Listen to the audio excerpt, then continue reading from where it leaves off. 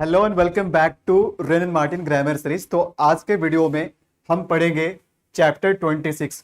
तो चैप्टर 26 भी आपका टेंस का ही पार्ट है, लेकिन फ्यूचर अपने आप में बहुत बड़ा होता है। फ्यूचर को बताने के कई सारे तरीके होते हैं।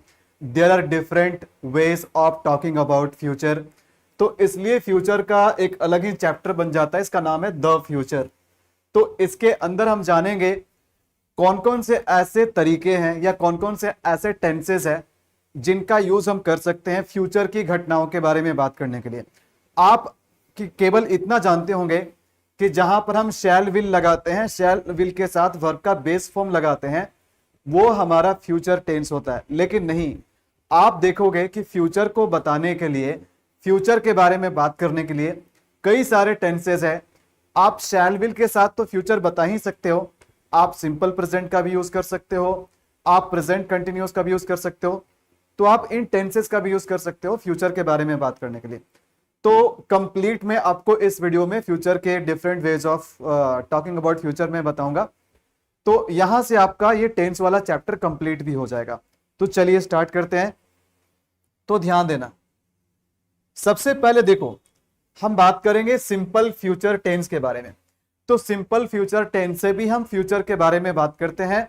और सिंपल फ्यूचर हम किसको बोलते हैं? जिसमें हम क्या करते हैं, शैल या विल लगाते हैं और इसके साथ हम वर्ब का फर्स्ट फॉर्म लगाते हैं। वर्ब का फर्स्ट फॉर्म का मतलब वर्ब का बेस फॉर्म। तो सिंपल फ्यूचर का स्ट्रक्चर क्या होता है, शैल या विल हम लगाते हैं और इसके साथ V1 लगाते हैं। तो सिंपल फ्यूचर का आप यूज कर सकते हैं, लेकिन किस तरह के फ्यूचर के बारे में बात करने के लिए? अलग अलग टाइप के फ्यूचर होते हैं। तो ध्यान देना, इनएविटेबल एक्शंस और इवेंट। तो देखो फ्यूचर की कोई ऐसी भी एक्शन, कोई ऐसे एक्शन या कोई ऐसे इवेंट जिसको टाला नहीं जा सकता है, मतलब आप उसको टाल नहीं सकते हैं। अगर कोई ऐसी घटना जो फ्यूचर में होना ही होना है, उस पर किसी का कंट्रोल नहीं है, मतलब वो होकर के ही रहेगा, तो उसी को हम इनएविटेबल बोलते हैं। इनएविटेबल का मतलब होता है अनअवॉइडेबल, जिसको आप टाल नहीं सकते हैं। तो फ्यूचर के कोई भी ऐसी एक्शन, कोई भी ऐसी इवेंट जिसको आप टाल नहीं सकते, जिसका होना तय है, उसके लिए आप सिंपल फ्यूचर टेंस का यूज कर सकते हैं। तो जैसे देखो यहां एग्जाम्पल क्या है, आई शैल बी 30 नेक्स्ट संडे, यानी अगले रविवार को, अगले संडे को मेरा जो उम्र है ना, मेरा जो एज है वो 30 हो जाएगा। मतलब मैं 30 के हो जाऊंगा। कब? अगले वीक में, अगले सप्ताह में, मतलब नेक्स्ट संडे को। तो जैसे संडे आएगा तो मेरा क्या होगा, मेरी जो उम्र होगी ना वो 30 के हो जाएंगे। अब आप मुझे ये बताओ, क्या आप इस चीज को रोक सकते हो? क्या आप मुझे या किसी और को बढ़ने से रोक सकते हो? उसके एज पूरा होने से रोक सकते हो? नहीं ना। तो ये कैसे इवेंट में आते हैं? ये इनएविटेबल, अनअवॉइडेबल इवेंट में आते हैं।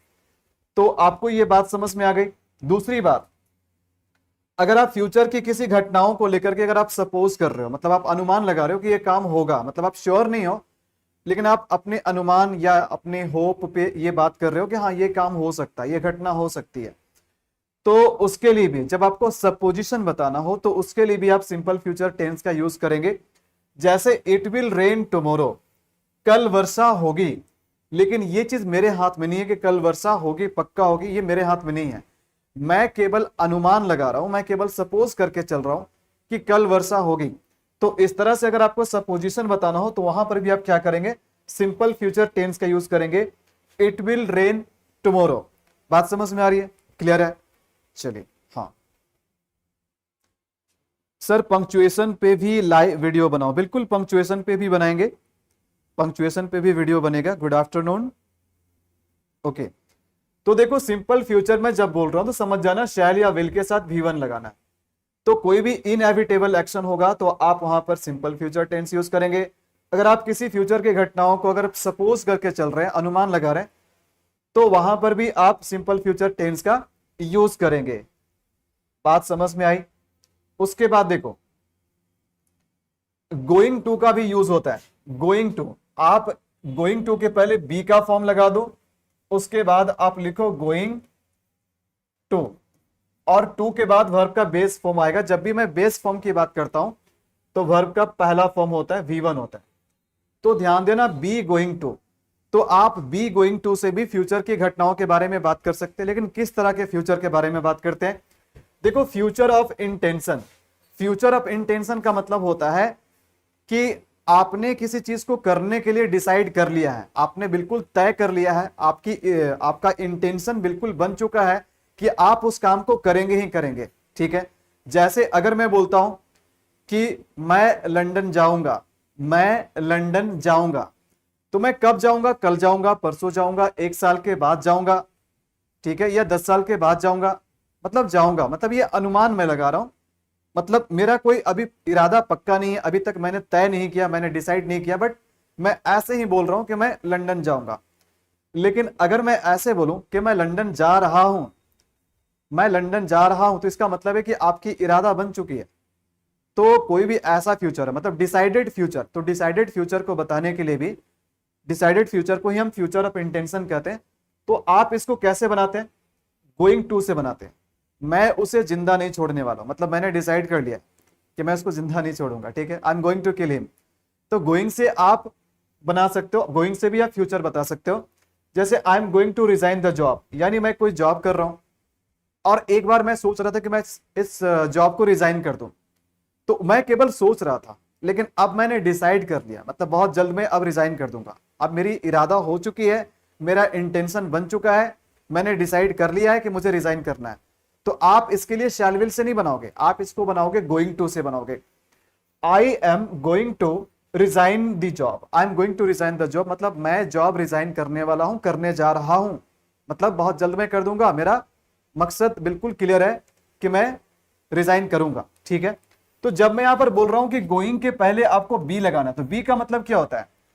बी का मतलब होता है इज, एम, आर, वॉज, वर, ये सारा बी का फॉर्म है। ठीक है, ये सारा बी का फॉर्म है, और इसके साथ ही आपको क्या करना है? गोइंग लगाना। ऐसे गोइंग टू नहीं लगाना है, आपको इसके पहले इसके पहले आपको बी का फॉर्म देना पड़ेगा, इज, एम, आर, वॉज, वर। ठीक है, तो ये आपका बेसिक स्ट्रक्चर है। गोइंग से पहले बी का कोई फॉर्म होना चाहिए, बी टेंस के हिसाब से इज, एम, आर भी हो सकता है, वॉज, वर भी हो सकता है। और आपको ये पता चल गया कि किस तरह के फ्यूचर के बारे में हम बात कर रहे हैं।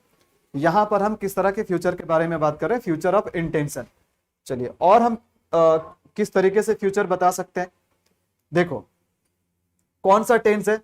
Simple present tense. ठीक है, सिंपल प्रेजेंट टेंस, ये सी नंबर होना चाहिए, देखो नंबर गड़बड़ा रहा है, हाँ ये सी होना चाहिए, ये सी होना चाहिए। ठीक है, तो simple present tense, sir present tense से तो प्रेजेंट वाली बात करेंगे हम, लेकिन आप बिल्कुल इस बात को समझो, आप फ्यूचर वाली घटनाओं को भी सिंपल प्रेजेंट टेंस से बता सकते हैं, लेकिन किस तरह के फ्यूचर? फ्यूचर के टाइप के बारे में भी तो जानो आप। तो ध्यान देना है, ऑफिशियल प्रोग्राम्स और टाइम टेबल, अगर आप रूटीन बता रहे हो, ऑफिशियल टाइम टेबल बता रहे हो, देखो ऑफिशियल टाइम टेबल बार बार चेंज नहीं होते हैं, उसका अपना एक फिक्स टाइमिंग होता है कि हाँ इतने बजे ऑफिस जाना है, इतने बजे ऑफिस से छुट्टी होगा, ट्रेन इतने बजे खुलेगी, कॉलेज इतना बजे खुलता है। तो ये सारा चीज क्या है? ये सब ऑफिशियल टाइम टेबल है।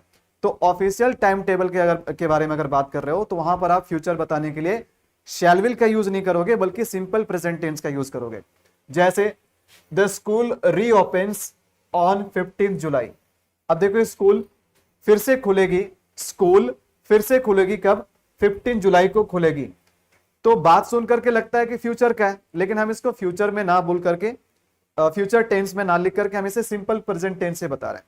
तो सिंपल प्रेजेंट टेंस का मतलब क्या? जिसमें केवल V1 या V5 हो। तो क्या सिंपल प्रेजेंट से भी हम फ्यूचर बता सकते हैं? बिल्कुल बता सकते हैं, लेकिन आपका फ्यूचर कैसा होना चाहिए? वो कोई ऑफिशियल प्रोग्राम के बारे में बात करना चाहिए, ऑफिशियल टाइम टेबल होना चाहिए। तो इस तरीके से आप सिंपल प्रेजेंट से भी फ्यूचर का काम कर सकते हो। देखो, द ट्रेन डिपार्ट्स एट 9:30, यानी ट्रेन कब खुलेगी?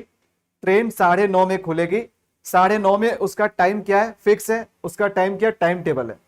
तो ये दोनों एग्जाम्पल को पढ़ करके क्या लग रहा है कि ये दोनों क्या? टाइम टेबल के बारे में बात कर रहा है कि ये चीज इतने बजे होगा, ये चीज इतने बजे होगा। ठीक है, तो ऑफिशियल टाइम टेबल के लिए भी आप क्या करेंगे? सिंपल प्रेजेंट टेंस का यूज करेंगे। ठीक है, हाँ समझ में आई बात ये? चलिए, आप लोगों से एक रिक्वेस्ट करूंगा कि सभी लोग वीडियो को लाइक जरूर कीजिएगा। देखिए, सिंपल प्रेजेंट टेंस ही अभी है, ये 3 नंबर पॉइंट हो जाएंगे। हाँ देखिए, तो ध्यान देना, सिंपल प्रेजेंट टेंस का दूसरा यूज, मतलब पढ़ रहे हैं फ्यूचर, लेकिन कौन से टेंस से बता रहे हैं हम लोग? सिंपल प्रेजेंट टेंस से। फ्यूचर टाइम क्लाउजेस, ये बात मैंने सिंपल प्रेजेंट टेंस का जब मैं यूजेस बता रहा था तो उससे मैं भी मैंने बताया था, ये बात फिर से मैं बता रहा हूं क्योंकि फ्यूचर की चीज है। फ्यूचर टाइम इन क्लाउजेस, अच्छा कोई भी ऐसा क्लाउज हो, देखो क्लाउज किसको बोलते हैं? क्लाउज भी अपने आप में एक सेंटेंस होता है, एक बड़े से सेंटेंस के अंदर जो एक सेंटेंस होता है उसको क्लाउज बोलते हैं।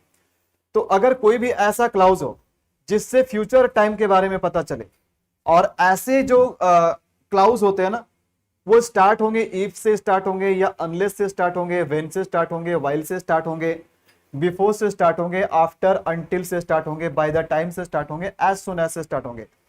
तो अगर इस तरह के कंजंक्शन से अगर दो क्लाउजेस जुड़े हुए रहेंगे, तो ये कंजंक्शन के बाद जो क्लाउज आते हैं उसको आपको देखो सुनने में लगेगा कि फ्यूचर वाली बात हो रही है, लेकिन आपको वहां का जो टेंस है ना वो सिंपल प्रेजेंट टेंस रखना है। देखो एग्जांपल से समझते हैं। We shall not go out, देखो क्या है? We shall not go out, देखो यहां पर इफ लगा हुआ, यहां पर इफ लगा हुआ, तो देखो यहां पर मैंने इफ आपको बताया, तो इसके बाद वाला क्लाउज, ये कंजंक्शन के बाद कौन सा आ रहा है? ये कंजंक्शन के बाद ये आ रहा है, इट रेन्स आ रहा है। तो अगर आप ऐसे लिखोगे कि we shall not go out, we shall not go out if it will rain, if it will rain, तो पता है ये सेंटेंस हो जाएगा गलत, ये सेंटेंस हो जाएगा गलत। वैसे सेंटेंस का मीनिंग क्या है कि अगर वर्षा होगी तो हम लोग बाहर नहीं जाएंगे। तो दोनों बात सुनकर के लग रहा है कि फ्यूचर की बात हो रही है, लेकिन आप ये कंजंक्शन से पहले अगर आप फ्यूचर वाले टेंस को यूज करते हो, यानी शैल विल वाला स्ट्रक्चर को यूज करते हो, तो कोई दिक्कत नहीं। लेकिन इस कंजंक्शन के बाद जो है ना, इसके बाद आपको शैल विल का यूज नहीं करना है, इसके बाद आपको शैल विल का यूज नहीं करना है, ठीक है? क्यों? क्योंकि इसके बाद का जो टेंस होगा ना, भले ही वो मैटर फ्यूचर का है, लेकिन आपको ट्रांसलेट करना होगा सिंपल प्रेजेंट में। और एक बार मैं फिर से बता देता हूं कि ये जो पॉइंट मैं बता रहा हूं ना, ये वेरी इंपॉर्टेंट पॉइंट है, यहां से क्वेश्चन बहुत आएगा। आप एक्सरसाइज भी सॉल्व करोगे तो यहां से आपको बहुत सारा क्वेश्चन मिलेगा। तो बात आपको समझ में आ गई? तो ध्यान देना, we shall not go out if it rains, देखो ये रेन्स लिखे, रेन्स कौन सा वर्ब का फॉर्म है? V5 है। V5 हम कहां यूज करते हैं? इसका यूज करते हैं हम सिंपल प्रेजेंट में। कहां यूज करते हैं? सिंपल प्रेजेंट में यूज करते हैं। तो घटना कब की है? घटना है फ्यूचर की, लेकिन हम लोग सेंटेंस को किस में लिख रहे हैं? इस क्लाउज को किस में लिख रहे हैं? सिंपल प्रेजेंट में लिख रहे हैं। आई होप आपको ये बात समझ में आ गया होगा। चलिए ध्यान दीजिएगा। सी, तो अब ये डी होना चाहिए। थोड़ा सा मैं देख लेता हूं कहीं मेरी नंबर तो नहीं गड़बड़ा रही है। अच्छा इसमें तो नहीं मिलेगा ना, थोड़ा सा मैं फिर भी देख लेता हूं। ये मेरा ए है, ये बी है, हाँ बिल्कुल सी होना चाहिए, ये भी सी है, और ये देखो डी। थोड़ा सा एक जगह गड़बड़ होने से ना सब जगह गड़बड़ हो जाता है, ये डी होगा, ठीक है? तो देखो प्रेजेंट कंटिन्यूअस टेंस का भी हम यूज कर सकते हैं, प्रेजेंट कंटिन्यूअस टेंस का भी यूज कर सकते हैं। क्या बताने के लिए? फ्यूचर बताने के लिए। क्या बताने के लिए? फ्यूचर बताने के लिए। तो आप देख रहे हो ना कि फ्यूचर बताने के कई सारे तरीके हैं। देखो हम लोग प्रेजेंट कंटिन्यूअस टेंस से भी फ्यूचर बता रहे हैं, लेकिन कैसा फ्यूचर? Planned near future. देखो प्लान्ड नियर फ्यूचर, देखो कंटिन्यूअस टेंस का हम यूज करते हैं फ्यूचर की घटनाओं के बारे में बात करने के लिए, लेकिन किस तरह के फ्यूचर? भाई वैसा फ्यूचर जो कि प्लान कर लिया गया हो, मतलब उसकी प्लानिंग हो चुकी है और वो बहुत जल्द हो जाएगा, मतलब निकट भविष्य में हो जाएगा। नियर फ्यूचर का मतलब ऐसा नहीं कि कोई काम हमने बोल दिया कि होगा तो 2 साल के बाद होगा, 10 साल के बाद होगा, वैसा नहीं। ये वो वाला फ्यूचर नहीं है, ये वो वाला फ्यूचर है जिससे पता चलता है कि किसी घटना को लेकर के प्लानिंग हो चुकी है और वो बहुत जल्दी हो जाएगी, निकट भविष्य में हो जाएगी। जैसे my uncle is arriving today, ठीक है? अगर मैं बोलता हूं कि my uncle will come, my uncle will arrive, मेरे अंकल आएंगे, भाई कब आएंगे? आज आएंगे, कल आएंगे, 2-3 साल के बाद आएंगे, कब आएंगे? लेकिन अगर मैं बोलता हूं कि my uncle is arriving today, इसका मतलब है कि मेरी अंकल का आने का प्लानिंग हो चुका है और आज ही आ रहा है, अब इसमें लेट नहीं होगा। My uncle is arriving today, भाई टेंस क्या है? टेंस है प्रेजेंट कंटिन्यूअस, लेकिन मीनिंग किसका दे रहा है? मीनिंग दे रहा है फ्यूचर का, ठीक है? तो प्रेजेंट कंटिन्यूअस टेंस से भी आप फ्यूचर वाले बात को कह सकते हो, लेकिन वो कैसा फ्यूचर होना चाहिए, प्लान होना चाहिए और नियर होना चाहिए। समझ में आ गया? क्लियर है? चलिए बहुत बढ़िया। हाँ, ये ई होना चाहिए, उस हिसाब से ये ई होना चाहिए, मैं कर देता हूं। अच्छा, future continuous tense, future continuous tense का भी हम यूज करते हैं फ्यूचर बताने के लिए, लेकिन किस तरह के फ्यूचर, ध्यान दीजिएगा।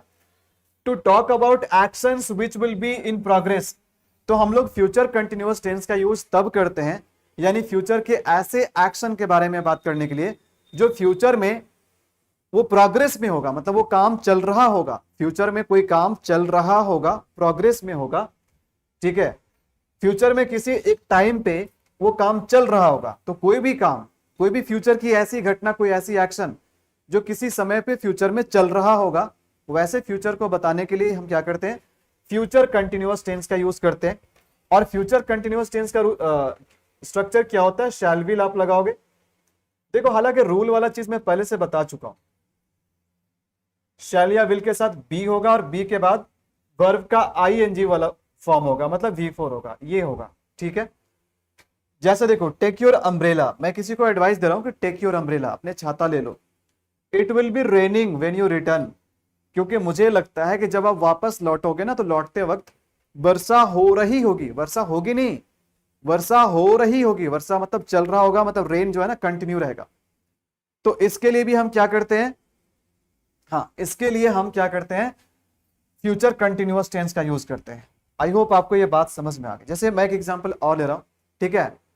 Tomorrow at this time we will be travelling, यानी कल इस समय पे, यानी अभी जो समय हो रहा है ना, कल इसी समय पे हम लोग यात्रा कर रहे होंगे, यानी फ्यूचर में वो काम उस समय पे चल रहा होगा।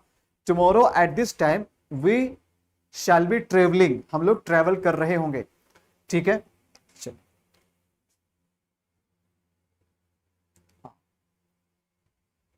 तो इसको तो एफ होना चाहिए, इसको एफ होना चाहिए, ठीक है। तो देखो B2, ये B2 का भी यूज हम करते हैं क्या फ्यूचर बताने के लिए? जी बिल्कुल करते हैं।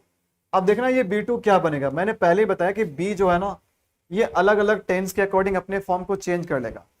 तो देखो B कौन कौन से फॉर्म में चेंज हो सकता है, B इज बन सकता है, M बन सकता है, R बन सकता है, was बन सकता है, वर बन सकता है, ठीक है। तो अगर आप इज, एम, आर, was, वर के बाद आप ये टू लगाते हो, और ध्यान देना टू के बाद आने वाला वर्ब हमेशा V1 होता है, तो आप इस स्ट्रक्चर से भी फ्यूचर के बारे में बात कर सकते हो। लेकिन ये किस तरह का फ्यूचर है, to talk about official plans and arrangement. देखो, ये ऐसा फ्यूचर है जो बहुत जल्द होगा, लेकिन देखो बहुत जल्द होगा और इसकी प्लानिंग भी हो चुकी है और इसकी अरेंजमेंट भी हो चुकी है।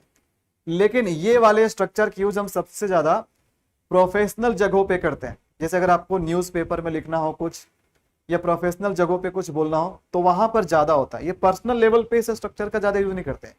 आई एम गोइंग टू, ठीक है, सिंपल सी बात, देखो मैं बता रहा हूं, हाँ, I am going to buy a new car, मैं एक नई कार खरीदने जा रहा हूं, तो I am going to buy a new car.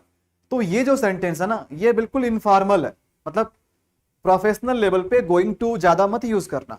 Professional level पे गोइंग टू के जगह पे आप इसका यूज करो, इज एम आर के साथ, इज एम आर या वॉज वेयर लगाओ, 2+V1 लगाओ। इसका यूज प्रोफेशनल जगह पे होता है। जैसे अगर यही बात मैं प्रोफेशनल जगह पे बोल रहा हूं, तो क्या बोलूंगा, I am to buy a new car, I am to buy a new car, मतलब मैं एक नई कार खरीदने वाला हूं, ठीक है। प्राइम मिनिस्टर यूएस विजिट करने वाले हैं, प्राइम मिनिस्टर यूएस विजिट करने वाले हैं, the prime minister is to visit the US, ठीक है, द यूएसए। तो ध्यान दीजिएगा, न्यूज़पेपर वगैरह में फ्यूचर के लिए ये वाला स्ट्रक्चर ज्यादा यूज होता है, ये वाला स्ट्रक्चर सबसे ज्यादा यूज होता है। बात समझ में आ रही है? तो गोइंग टू को आप पर्सनल लेवल पे ज्यादा यूज करना और प्रोफेशनल लेवल पे गोइंग टू के जगह पे आप इसका यूज करना। तो हम वैसे फ्यूचर के बारे में, ऐसे ऑफिशियल प्लान के बारे में बात करते हैं, ठीक है, जिसकी प्लानिंग या अरेंजमेंट हो चुकी है और वो बहुत जल्द हो जाएगा। हिंदी में बोलते हैं वाला वाली, जैसे ट्रेन खुलने वाली है, वे लोग आने वाला है, हम लोग जाने वाले हैं, तो ये जो वाला वाली बोलते हैं ना, इस तरह के फ्यूचर बताने के लिए हम इसका यूज करते हैं। जैसे the prime minister is to visit Mauritius next month. तो प्राइम मिनिस्टर जो है ना, ये अगले मंथ में इनकी अरेंजमेंट हो चुकी है, ऑफिशियली अरेंजमेंट हो चुकी है, प्लानिंग हो चुकी है कि अगले मंथ में ये मॉरिशस विजिट करेंगे, मॉरिशस जाएंगे, मॉरिशस को विजिट करेंगे। द प्राइम मिनिस्टर, देखो हमने यहां पर इज लगाया, देखो यहां से इज उठा लिया, उसके बाद देखो टू है और उसके बाद V1 है, तो इज उठाया, फिर टू है और विजिट क्या है, V1 है। The prime minister is to visit Mauritius next month. अगर आप इसको कंटिन्यूअस से बोलोगे, the prime minister is going to visit Mauritius next month, तो ये भी सेंटेंस का मीनिंग सेम है, यहां भी प्लानिंग है। लेकिन ये जो सेंटेंस है ना, ये अपने आप में एक ऑफिशियल सेंटेंस, एक फॉर्मल सेंटेंस है, एक प्रोफेशनल सेंटेंस है। प्रोफेशनल जगह पे आप ये B2 वाले स्ट्रक्चर का ज्यादा यूज करना। समझ में आ गया? हाँ, जी नंबर पे आते हैं।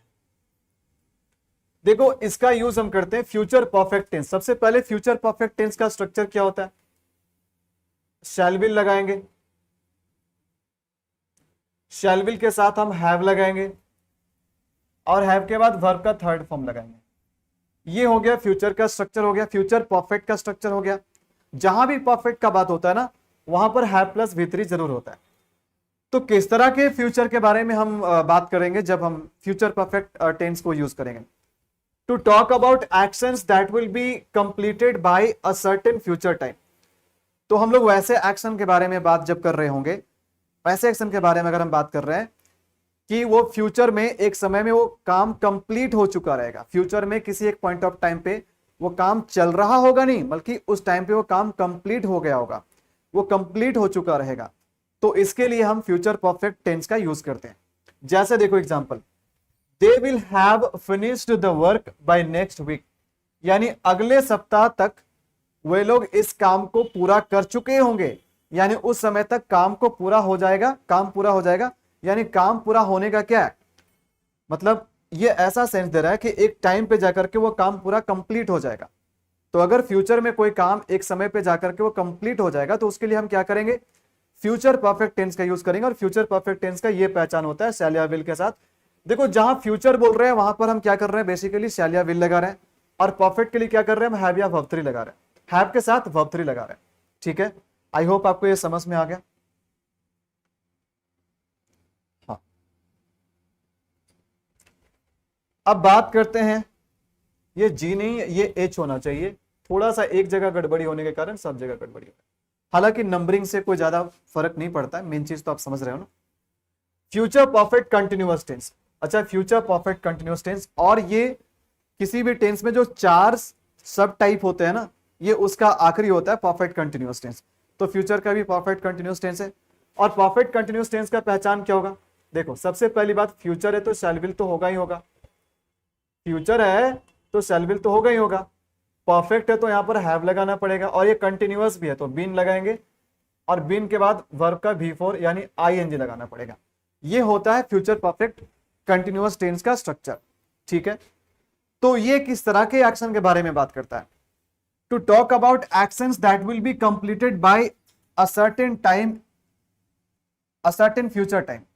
तो वैसे एक्शन के बारे में जो फ्यूचर में, कहीं सेम चीज तो नहीं ना यहां पर लिखा हुआ है? हाँ देखो सेम चीज लिखा हुआ है, यहां पर सेम चीज लिखा हुआ। मैं थोड़ा सा इसको चेंज कर देता हूं, मैं आपको बता देता हूं, ये वाली बात नहीं होगी, ये वाली बात नहीं होगी।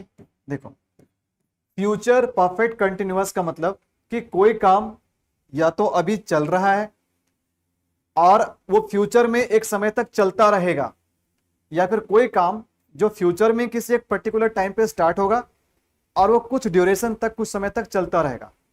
जैसे मैं सोमवार तक पढ़ाता रहूंगा, यानी मैं अभी भी पढ़ा रहा हूं और फ्यूचर में कब तक पढ़ाएंगे? सोमवार तक पढ़ाएंगे। अच्छा, वह सोमवार से इस काम को करता रहेगा, वह सोमवार से इस काम को करता रहेगा, यानी फ्यूचर में ही सोमवार को काम को स्टार्ट करेगा, मंडे को वो काम को स्टार्ट करेगा और वो एक ड्यूरेशन तक चलता रहेगा।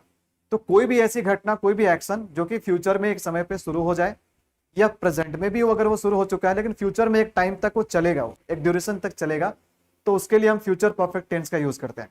ठीक है, तो ध्यान दीजिएगा। जैसे दे विल हैव, मतलब मैंने एग्जाम्पल को कैसे चेंज नहीं कर पाया, मुझे नहीं पता चल रहा है। जैसे मैं अपना खुद का एक एग्जाम्पल देता हूं, अपना खुद का एक एग्जाम्पल देता हूं, ठीक है।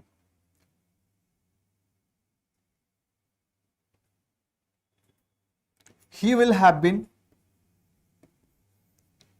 he will have been doing he will have been doing his job he will have been doing his job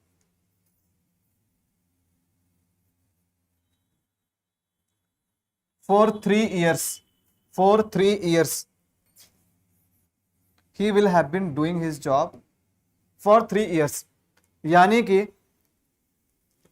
वह 3 वर्षों से अपने काम को करता रहेगा, वो अपने जॉब को 3 वर्षों से करता रहेगा, यानी फ्यूचर में वो काम किसी एक समय पे शुरू होकर के वो चल रहा होगा, अगले 3 साल तक वो काम चलेगा। तो ये एक ड्यूरेशन तक एक पर्टिकुलर पॉइंट ऑफ टाइम पे शुरू हुआ और वो एक समय तक चलता रहा, चलता रहेगा, रहा नहीं रहेगा। तो उसके लिए हम क्या करेंगे, फ्यूचर परफेक्ट टेंस का यूज करेंगे। बात समझ में आ रही है, क्लियर है ये बात, कंप्लीट? चलिए बहुत बढ़िया। तो आई होप कि आपको ये चीज समझ में आया होगा, क्योंकि इसके बाद अब कुछ नहीं है। यहां से ये फ्यूचर कंप्लीट हो गया और ना केवल इसमें हमने फ्यूचर का जो अपना सब टाइप्स है उसको कवर किया, जैसे कि simple future, future continuous, future perfect और फ्यूचर परफेक्ट कंटिन्यूअस।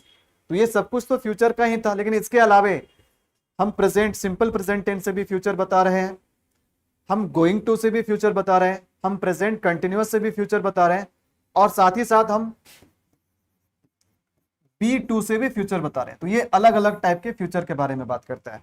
तो बहुत बार अगर आप आपके स्कूल के भी सिलेबस, आपके स्कूल में अगर मान के चलो कि आप क्लास 9 में हो या 10 में हो या 8 में हो, तो किसी किसी क्लास में पर्टिकुलरली ये चैप्टर भी आता है कि आप फ्यूचर, द फ्यूचर, मतलब फ्यूचर से क्वेश्चंस आपके आएंगे। तो केवल फ्यूचर से क्वेश्चंस आएंगे तो इसका मतलब है कि आपको फ्यूचर के केवल 1-2 रूल नहीं जानने, बल्कि आपको ये भी पता होना चाहिए कि फ्यूचर डिफरेंट टाइप के फ्यूचर होते हैं और अलग अलग फ्यूचर के लिए अलग अलग टेंस का यूज करते हैं, यानी प्रेजेंट से भी हम फ्यूचर का बात कर लेते हैं, ठीक है। तो इसमें सारा चीज मैंने बता दिया, कोई भी चीज मैंने नहीं छोड़ा यहाँ पर। और यहां से इस वीडियो से ना केवल आपका फ्यूचर वाला पार्ट कंप्लीट हो गया, बल्कि टेंस भी आपका कंप्लीट हो गया। हाँ, अगर आप कहोगे तो अगले क्लास में मैं स्पेशली एक्सरसाइज करवा दूंगा टेंस का, ठीक है। अगर आपका ऐसा ये रिक्वेस्ट है तो आप कमेंट में लिखिएगा, मैं स्पेशल टेंस पे एक्सरसाइज करवा दूंगा, ताकि एक्सरसाइज को सॉल्व करके आपके कंसेप्ट और भी क्लियर हो जाए। तो आई होप कि आपको ये सारी बातें समझ में आई होगी, वीडियो आपको अच्छा लगा होगा। वीडियो अच्छा लगे तो आप इसे लाइक और शेयर जरूर कीजिएगा। जो भी आपका फीडबैक है कमेंट में जरूर कुछ ना कुछ लिखिए, ठीक है। मिलेंगे आपसे अगले क्लास में, अगले चैप्टर में। Till then it's a good bye.